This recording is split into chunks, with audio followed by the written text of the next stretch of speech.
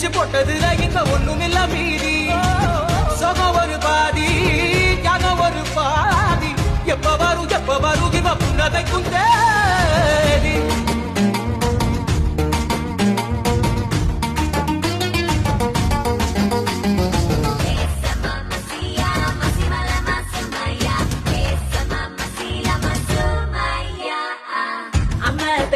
போல மாறாம என்னாலும்